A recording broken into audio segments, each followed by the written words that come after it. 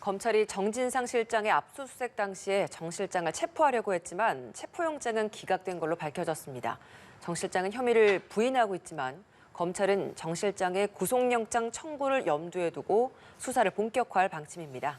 네, 이재명 대표의 최측근 수사가 속도를 내며 검찰의 칼끝이 이제 이 대표의 턱 밑까지 다다른 모습입니다. 관련 내용들 김용남 전 국민의힘 의원, 이승훈 변호사 두 분 모시고 이야기 나누겠습니다. 어서 오십시오. 네, 안녕하세요. 예. 제가 조금 전에 리포트를 통해서 봤지만 정진상 실장에 대한 체포영장은 기각이 됐고 구속영장에 박차를 가할 걸로 보입니다.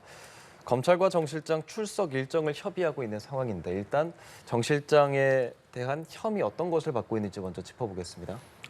알려진 바에 의하면 일단 뇌물 혐의가 있다고 해요. 그러니까 성남시의 실장으로 근무하면서 대장동 사업과 관련해서 각종 편의 내지는 정보를 제공한 대가로 금품을 수수한 게 뇌물 혐의가 될 거고요. 네. 예. 그리고 그 유동규 전 본부장이 체포될 때 왜 휴대폰을 그 집 밖 창문으로 던진 거 던지라고. 있지 않습니까? 그때 그 정진상 실장이 던져라, 뭐 없애라 이렇게 얘기를 듣고 던졌다고 하니까 증거인멸 교사 혐의도 있을 거고요. 그리고 금품의 수수 시점에 따라서 불법 정치자금법 위반 혐의도 있을 것으로 보입니다. 지금 이야기 보면 특정 범죄 가중처벌법상 뇌물 그리고 부패방지법 위반 말씀하신 것처럼 증거인멸 교사 뭐 이런 정도로 정리를 해볼 수 있을 것 같은데 일단 압수수색은 진행됐습니다. 압수수색은 영장이 발부가 됐지만 같이 그때 이제 청구했었던 체포영장은 발부되지 않았잖아요. 그러니까 이건 왜 발부되지 않았다라고 볼 수 있을까요? 아마 이제 체포영장 같은 경우는 범죄 혐의가 상당하고 어떤 도주하거나 정당한 이유 없이 출석에 불응할 이유가 있어서 그럴 때 이제 체포영장이 발부되는 거거든요. 그런데 정진상 실장이 과거에 검찰 조사를 받은 적이 있고 또 출석에 성실하게 임해서 조사를 받겠다고 공개적으로 밝혔기 때문에 아마도 이제 체포영장은 기각된 것으로 보여지고요. 예. 이 체포영장은 굉장히 위험한 부분이 있어요. 검찰이 이 체포영장을 남용할 경우에는 피의자의 방어권이 상당히 심각한 방어권에 지장을 초래할 수 있거든요. 왜 그러냐면 실제 검찰에서 조사도 받지 않고 변명도 하지 못한 상태에서 갑자기 잡혀가는 거거든요. 그러면 8년, 9년, 뭐 3, 4년 전에 당신 뇌물 받았지, 당신 뭐 혜택을 줬지라고 물어보는데 사실상 갑자기 체포돼서 갈 경우는 답변을 할 수가 없어요. 왜냐하면 뭐 방금 전에 사건이 아니잖아요. 예. 그렇기 네. 때문에 검찰이 체포영장을 김용 부원장한테도 적용하고 정진상 부실장한테도 적용하는 걸 보면 아마도 상당히 이제 검찰이 이런 압박을 통해서 체포영장을 발부받고 자신들의 어떤 스케줄대로 수사를 이어가려고 하는 것으로 보이는데 그것이 이제 법원에 제동이 됐다 이런 생각이 들고요. 어떤 목적을 가지고 좀 수사를 하는 게 아니냐. 수사를 하다 보니까 어떤 사실관계가 발견돼서 이재명 대표나 정진상 실장으로 가는 게 아니라 이재명 대표를 목적으로 두고 수사를 하다 보니까 조금 무리한 수사를 하고 있는 게 아닌가 싶습니다. 근데 이게 사실 구속과 체포영장 발부는 좀 차이가 있잖아요. 그러니까 체포영장은 그 긴 시간 동안 구속할 수 있는 것이 아니기 때문에 체포영장을 발부받은 상태에서 수사를 받는 것과 그렇지 않은 게 당사자 입장에서는 어떤 차이가 있는 겁니까? 우선 그 체포영장에 의해서 체포를 하게 되면 예. 48시간 동안 그렇죠. 신병을 데리고 그렇죠. 있을 수 있습니다. 그러니까 48시간 이내에 구속영장을 청구하든지 아니면 석방을 해야 되는 것이죠. 그러니까 어떤 면에서는 체포영장에 의해서 체포를 하면 수사를 할 수 있는 시간이 채 48시간이 안 되는 거예요. 대신 빠르게 좀 수사가 진행될 수가 있죠. 근데 불구속 상태에서 그러니까 체포가 되지 않은 상태에서 구속영장을 치면 네. 보통 일주일간 유효한 구인영장이 발부가 됩니다. 그건 뭐 대단한 건 아니고 네네. 영장 재판을 받을 때 그 결과가 나올 때까지 데리고 있을 수 있는 구인영장이 발부가 되는 거죠. 그러다 보니까 피의자나 피의자의 변호인과 영장 재판을 언제 받을지 사전에 좀 조율을 할 수가 있습니다. 물론 맨 처음에 언제쯤 영장 재판을 받으러 나오라고 통지를 합니다만 하루 이틀 정도는 조율을 할 수가 있거든요. 그러니까 피의자 입장에서는 아무래도 영장 재판을 앞두고 준비할 수 있는 시간을 벌 수 있는 것이죠. 그런 좀 차이가 있습니다. 네. 그렇다면 검찰 입장에서는 이렇게 신병을 확보하는 것은 또 어떤 의미가 있겠습니까? 일단 검찰 신병 확보는 어떤 민주당이라든가 이재명 대표라든가 정진상, 유동규 뭐 이런 분들한테 굉장히 불리한 어떤 이미지를 타격을 주는 거예요. 그래서 이 수사들이 정치 탄압이 아니고 정당한 수사이기 때문에 체포된 것이다. 영장이 발부된 것이다. 이걸 이제 강조하는 거고요. 네. 아무래도 체포가 되면 심리적인 얼마나 압박감을 많이 갖겠어요. 또한 체포가 갑자기 되면 변호인과의 접견 교통이 사실상 불가능해요. 검찰에서 체포영장을 발부한 사람에게 변호인과의 접견을 굉장히 많은 시간을 주질 않아요. 그렇기 때문에 사실상 체포된 상태에서 어떤 방어권에 필요한 자료들을 받으려고 해도 그 자료들이 집에 있거나 사무실에 있거나 뭐 이럴 수 있기 때문에 당장 할 수 없는 측면이 있고요. 그래서 자꾸 이렇게 체포를 통해서 수사를 하고 구속영장, 구속 상태에서 수사를 하려고 하는 것들은 피해자의 방어권이라든가 진실 발견보다는 신속하게 야당을 수사해서 야당 대표에 대해서 흠집을 좀 줘야 되겠다.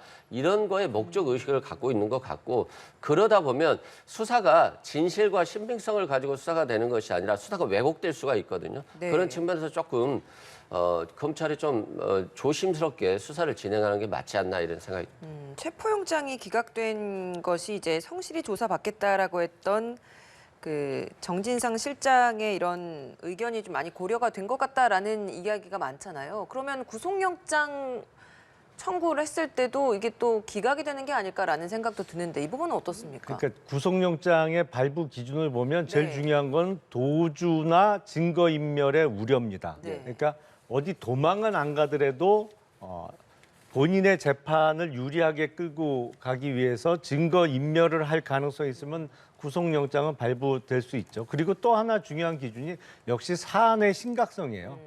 근데 체포영장은 피의자가 또는 변호인을 통해서 수사기관의 출석을 확답을 하고 어느 네. 정도 그게 담보가 되면 체포영장은 기각할 수 있습니다만 네. 구속영장 심리 단계에서는 이 사안이 얼마나 중한가. 그러니까 뭐 중한형이 선고될 가능성이 높으면 높을수록 또 증거인멸의 우려가 있으면 있을수록 구속영장의 발부 가능성은 높아지죠. 그러니까 체포영장이 기각됐다고 해서 구속영장이 발부가 어려워졌다. 뭐 이렇게 단순히 판단하기는 어렵고요. 네. 이제 수사 기록상 드러나는 사안의 중대성도 크게 고려가 될 수밖에 없습니다. 검찰이 지금 고려하는 요소가 이제 그 구속을 하려고 하면서 주거 부정을 주장할 가능성이 있다라고 얘기를 하는데 이건 어떤 얘기입니까? 글쎄요, 주거 부정이라는 게 곧 그 도주의 염려겠죠. 네네. 도망을 다닐 염려가 있다는 것인데 제가 보기엔 이런 그 큰 사안에 있어서는 주로 법원에서 고려하는 게 도주의 염려보다는 증거인멸의 우려가 있느냐. 아무래도 외부에 자유스럽게 활동하거나 이 사람 많은 사람을 접촉할 수 있으면 뭐 말을 미리 좀 맞춘다든지 아니면 본인에게 불리한 증거가 어디 있는 거를 좀 없애라고 지시한다든지 아니면 지금 유동규 전 본부장의 체포 과정에서도 드러났습니다만 유동규 본부장으로 하여금 산지 일주일도 안 된 핸드폰 그거 버려라라고 지시한 사람이 정진상 실장이라는 거잖아요. 네. 그러니까 본인 수사와 관련해서는 그런 증거인멸을 더 적극적으로 할 가능성이 높을 수 있겠죠. 예. 지금까지 나온 이런 내용들 주거 부정이라든지 혹은 뭐 정 실장이 사용하던 컴퓨터에 뭐 운영 체제를 재설치하려고 했던 정황을 검찰에 포착했다. 뭐 이런 보도들이 나오고 있는데 이런 내용들로 봤을 때 구속영장이 청구될 가능성 어떻게 보고 계시는지요? 뭐 구속영장 청구는 거의 100%인 것 같고요. 이런 것들이 발부는 아니 발부가 아니라 청구, 검찰이 청구할 수 있는 예. 검찰이 구속영장은 당연히 청구할 것 같고 구속영장이 청구해서 발부되기 위한 어떤 근거 자료를 모으고 있는 거라고 생각을 해요. 그러니까 예를 들어서 뭐 지금 주거지 CCTV라든가 차량 출입 기록을 확보했다고 하잖아요, 검찰이. 이건 뭐냐면 결국에는 정진상 실장이 집에 안 사는 거 아니야? 집에 안 들어가는 거 아니야? 그래서 주거가 부정하기 때문에 체포해야 된다. 뭐는 구속영장을 발부해야 된다. 이런 사유를 쓰는 거예요. 예. 또한 근데 이제 이런 것들이 집에 안 살 수도 있지만 언론에 너무 지나친 관심에 집중을 받기 때문에 집에 들어가지 못하고 여의도 사무실 근처에서 숙소를 가지고 있을 수도 있거든요. 근데 이제 이걸 주거 부정으로 가져가는 거고요. 예를 들어서 증거인멸이라고 해서 국회의 컴퓨터가 운영 체제가 사무실가 재설치됐다고 하는데 국회 같은 경우는 어떤 새로운 어떤 당직을 맡아서 오게 되면 과거에 다른 사람이 쓰던 컴퓨터를 포맷한 다음에 새로운 컴퓨터를 주는 거거든요. 근데 이게 운영 체계를 갖다가 증거 인멸이라고 한다거나 파쇄된 종이가 있으니까 아마 이게 증거 인멸하기 위해서 파쇄시켰을 것이다. 이런 얘기들이 계속 언론에서 나오는 것들이 결국에는 검찰이 이런 수사에서 한 자료들을 조금씩 언론에 배포하면서 주거 부정이라든가 도주 의료가 있다는 그래서 구속하는 게 맞다라고 하는 언론 환경을 조성할 수도 있거든요. 네. 그런 측면에서 저는 검찰이 이렇게 좀 굳이 이렇게 언론에게 피의 사실이라든가 공무상 비밀들을 자꾸 누설하는 게 굉장히 부적절하지 않나 이런 생각이 듭니다. 네. 이 영장 내용을 보면 압수수색 영장 내용을 구체적으로 보면 그 유동규 본부장의 진술이 굉장히 구체적으로 담겨 있어요. 돈이 전달된 시기나 장소, 방법 이것까지 이게 적시가 된 게 정진상 실장에게 돈을 주려고 정 실장 집에 갔는데 CCTV를 피해서 계단으로 올라갔다, 5층으로까지 걸어갔다, 뭐 이렇게까지 굉장히 구체적으로 진술이 되어 있어요. 그러니까 이런 부분은 어떻게 좀 들으셨습니까? 그러니까 이제 이런 말을 들으면 아 정말 돈 받았겠구나 이게 예. 확신이 드는 거거든요. 이제 그런 확신을 심어주기 위해서 이제 검찰이 이런 뉴스들을 좀 뿌리는 건데 반면에 생각해 보면 정진상 실장의 아파트에서 2번 돈을 줬다고 그래요. 그러면 한 번은 그냥 엘리베이터 타고 올라가고 한 번은 계단을 이용했다? 좀 이상하지 않아요? 그다음에 두 번째는 성남시 정책비서관으로 근무할 당시에 성남시청 사무실에도 가서 줬대요. 그러면 거기에도 다 CCTV가 있어요. 그러니까 이런 굳이 자극적인 말들을 누설하면서 아 이러니까 이 돈을 받았을 것이라고 확신을 주는 거죠.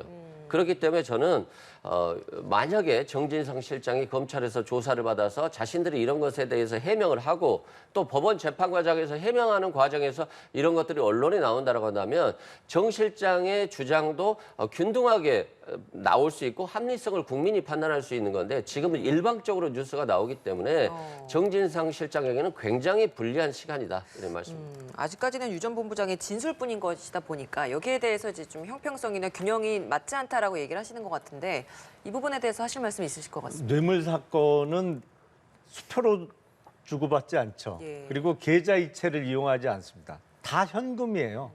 그러다 보니까 그 현금을 주고받는 장면을 일부러 누가 녹화나 녹음을 하지 않는 이상 그 현금을 어디다 받아서 어디다 썼는지 추적하기는 사실상 불가능하잖아요. 그러니까 모든 뇌물 사건의 수사는 처음에는 준 사람도 안 줬다고 하고 받은 사람도 안 받았다고 합니다.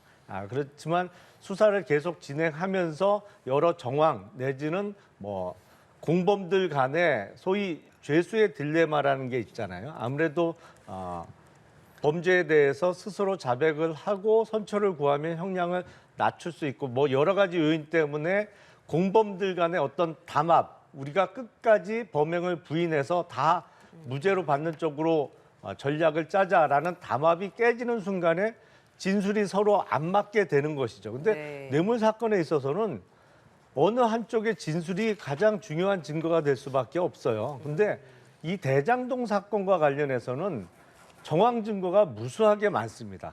왜냐하면 이건 기본적으로 당시 이재명 성남시장을 비롯한 그 성남시의 측근들과의 어떤 공모 내지는 사전에 의사소통이 없으면 이런 사업을 제대로 진행할 수도 없고 그리고 이 민간 사업자들이 그렇게 천문학적인 이익을 남길 수가 없어요, 기본적으로. 그리고 그러다 보니까 충분히 의심할 수 있는 상황인데다가 구체적인 진술 자체가 상당히 구체적이잖아요.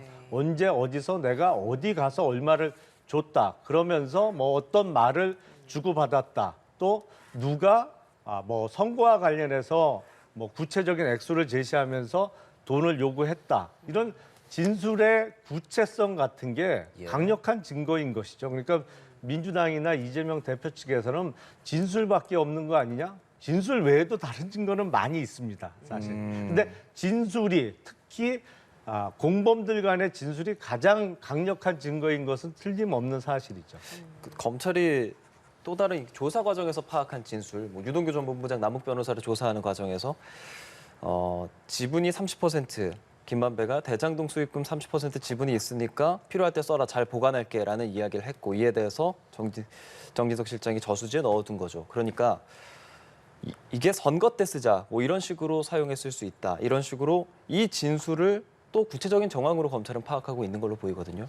일단 검찰의 진술이 너무 일방적으로 있기 때문에 사실관계를 정확히 파악하기는 좀 어렵습니다만 이 저수지라는 표현 자체가 굉장히 자극적이잖아요. 네네. 예전에 노무현 전 대통령 때 논두렁 시계 같은 거예요.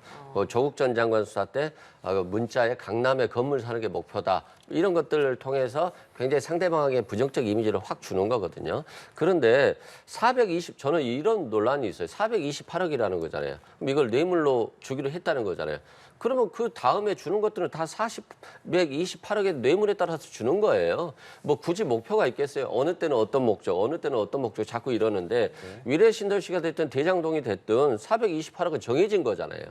그래 자꾸 여러 가지 무슨 용도로 준 거다, 무슨 용도로 준 거다, 무슨 용도로 준 거다는 것 자체가 이해가 좀 안 되는 거예요. 예를 들어서 뇌물로서 428억 주기로 했는데 왜 이게 갑자기 20억은 대선 자금이 될까요? 그리고 정치 자금이 될까요?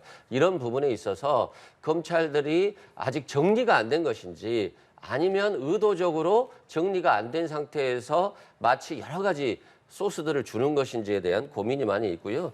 그 시기에 어느 장소에서 돈을 준다라고 했을 때 그 정진상 실장이 돈을 안 받았다라고 한다면 그 시기에 다른 장소에서 어떤 일을 하고 있었다는 걸 보여주면 되는 거거든요.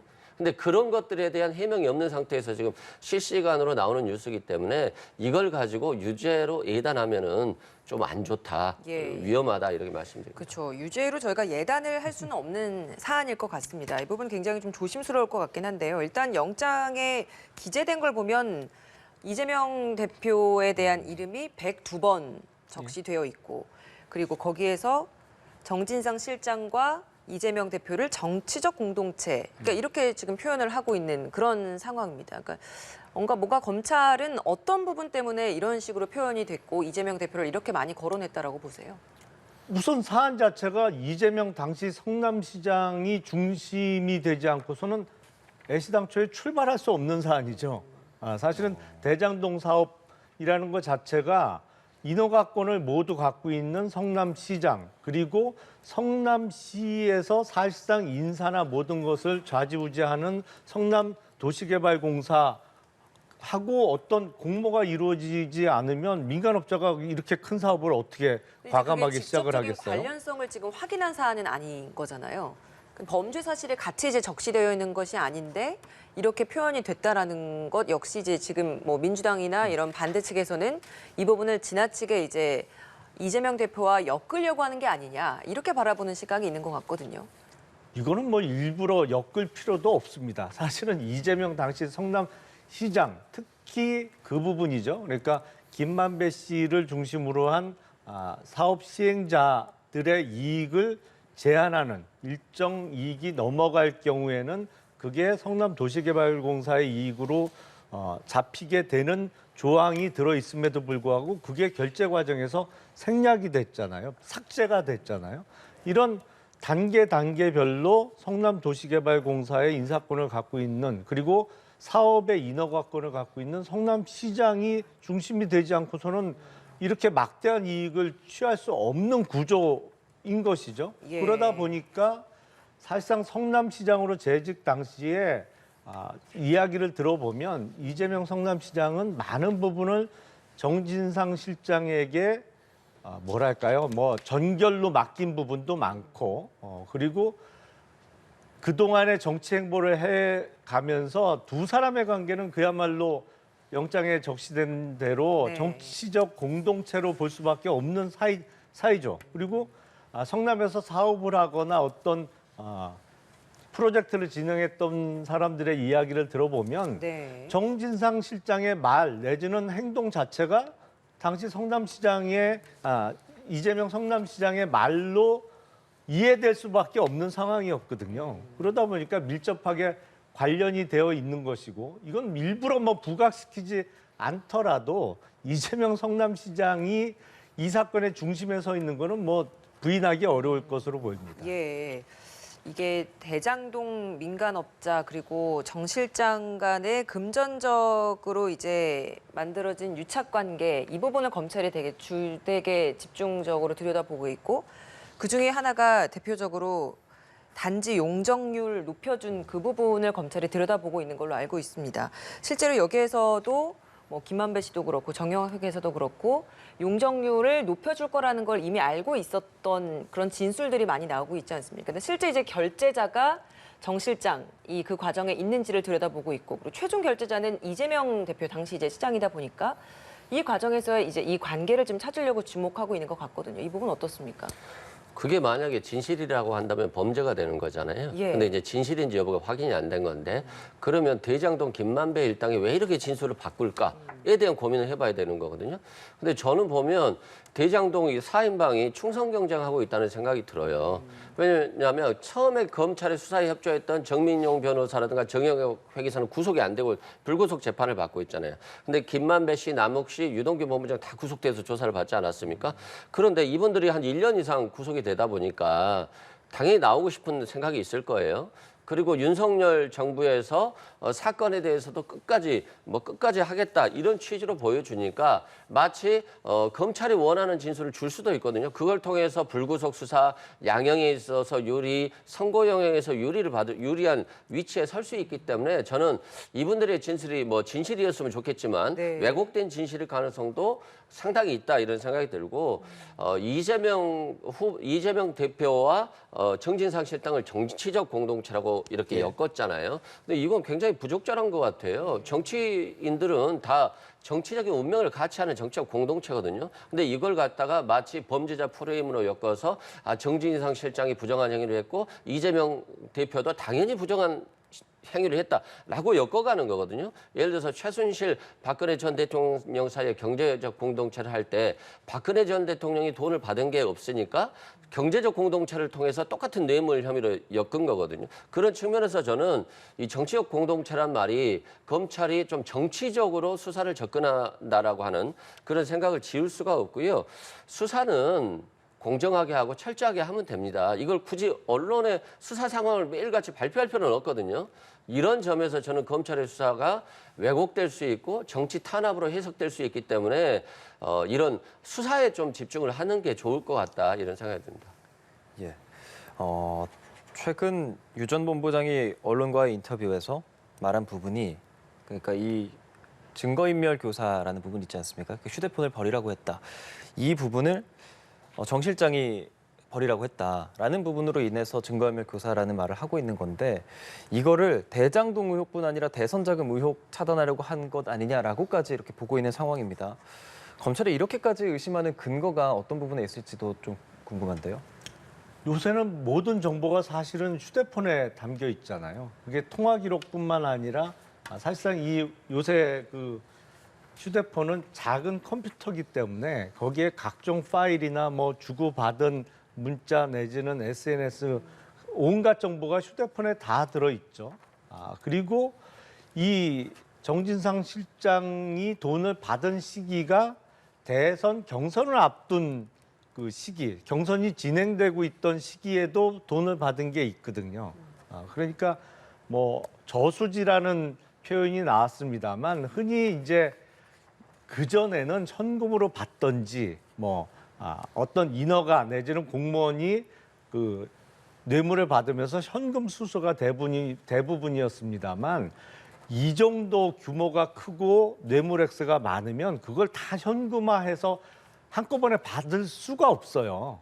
그러다 보니까 이제 실무적으로는 주로 파킹 이렇게 파킹이라는 용어를 씁니다만 사업자한테 일종의 맡겨놓는 거죠. 맡겨놓고 그때 현금화가 가능한 범위 내에서 필요할 때마다 갖다 쓰는 식의 뇌물수수 행태가 나올 수가 있는데 그러다 보니까 이제 저수지란 표현 내지는 뭐 실무상 파킹이라고 이야기되는 이런 행태가 이어지면서 계속 정치 활동을 해 나가면서 이게 성남시장 선거가 됐던 경기도지사 선거가 됐던 최종적으로는 대선이라는 큰 선거를 앞두고 돈이 필요할 때마다 맡겨놨던 돈 찾아 쓰듯이 이렇게 돈이 건네지다 보니까 대선 자금과의 연계성 그 일부가 또 경선에 소요됐다면 대선 자금과 연계성이 이어지는 거죠.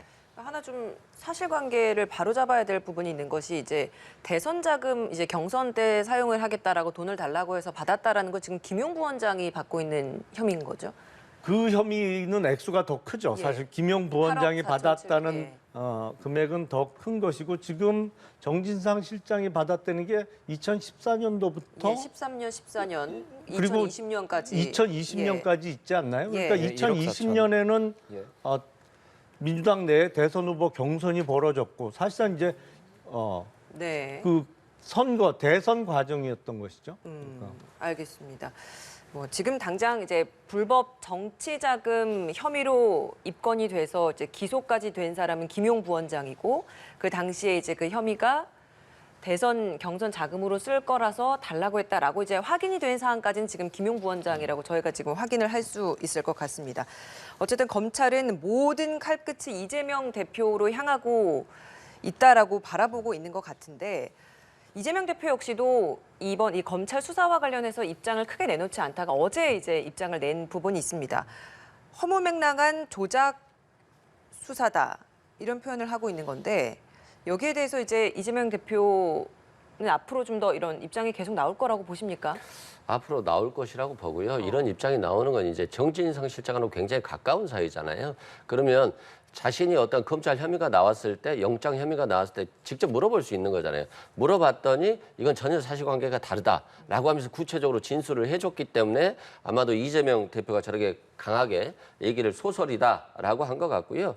사실상 유동규 본부장이 휴대폰을 버리라고 시켰다고 하는데 유동규 본부장에게 정진상 실장이. 네. 근데 이건 결국에는 두 명만 있잖아요. 사람의 진술만 있는 거거든요. 유동규 본부장이 스스로 버렸을 수도 있고 정진상 실장이 시켰을 수도 있는데 네. 이게 결국에는 진술에 의해서 너무 사건이 치중돼 버리면 왜곡될 수 있다 이런 측면이고요. 사실상 저는 그렇습니다. 유동규 본부장이 주장한 내용들이 진실일 수도 있고 거짓일 수도 있지만 좀 차분하게 수사가 됐으면 좋겠고 유동규 본부장이 줬다라고 김용 부원장이 줬다라고 하는 8억 4,700 중에서 실제 넘어갔다라고 하는 돈은 6억이잖아요. 또한 유동규 본부장이 유원홀딩스를 통해서 받았던 돈도 35억이라는 거잖아요. 그리고 네. 그것들을 사실혼 관계에 있는 처라든가 전체에게 주었다라고 하는 진술도 있기 때문에 자꾸 428억을 받았다라고 하는 것 치고는 지금 저 검찰이 주장하는 액수가 너무 작아요. 이거 국민들께는 죄송한 말씀이지만 일단 428억에 비해서 얘기된 액수는 너무 작고 반면에 박영수 특검에 따른 11억을 받았다는 거잖아요. 네. 그리고 곽상도 의원도 50억을 받았다는 거예요. 그러면 이재명 대표의 이게 혐의는 엄청나게 큰데 받았다라고 지금 정진상 실장이나 김용 부원장이 받았다라고 하는 액수는 작은데 오히려 그러면 곽상도 의원은 50억이고 박영수 특검에 따른 11억이고 그러면 이 돈이 도대체 무슨 목적으로 됐을지 또 압수수색이라도 이런 거 좀 구체적으로 수사가 돼야지 형평성이 있는 게 아닌가 싶습니다. 예. 그 대선 자금 의혹과 관련해서 조금 추가적인 예, 설명을 예. 해드려야 될 것 같습니다. 제가 이제 그 말씀을 드린 건 네. 유동규 본부장이 정진상 실장과 통화한 이후에 휴대폰을 버린 시점이 체포될 무렵이고 그게 제 기억으로는 2021년 11월 초쯤 됐던 것 같아요. 10월 말 내지는 11월 초쯤이었는데 그때는 민주당 대선 경선이 한참 진행 중인 시기였죠. 네. 그러니까 그때 유동규 본부장이 사용하던 핸드폰에 어떠한 정보가 담겨 있었지 알 수가 없잖아요. 경선이 한참 진행 중이니까 네. 경선 자금 내지는 경선 진행과 관련한 여러 정보가 그 휴대폰에 담겨 있을 가능성이 있고 그래서 정진상 실장이 빨리 핸드폰부터 버려라라고 예. 하고 그 가장 큰 이유가 대장동 자금과 관련해서 그 전에 주고받은 거 외에 대선 경선과 관련된 어떠한 흔적이 있을지 모르니 버리라고 했던 거 아니냐라는 말씀드립니다. 예. 제가 거기서 한 말씀만 드리면 이 핸드폰이 일주일밖에 안 된 핸드폰이고 그때는 검찰에서 이미 압수수색이 예견된 상태였어요. 그런데 이걸 굳이 버려가지고 무슨 증거를 인멸하겠어요. 그럴 가능성은 저는 거의 없다고 생각합니다. 그럼 왜 버렸을까요? 아무 증거가 어떤 정보가 안 담겨 있다 그러면 왜 급하게 버리라고 했고 또 실제로 버렸을까요? 알겠습니다. 지금까지 유동규 전 본부장으로까지 돈이 흘러간 것은 확인이 됐는데 그 이후부터는 사실 이제 진술에 많이 의존이 되어 있는 상황입니다. 검찰이 이 진술을 어떻게 입증할지 저희가 차차 더 지켜보겠습니다. 자, 김용남 전 국민의힘 의원, 이승훈 변호사 두 분과 함께했습니다. 고맙습니다. 고맙습니다, 두 분.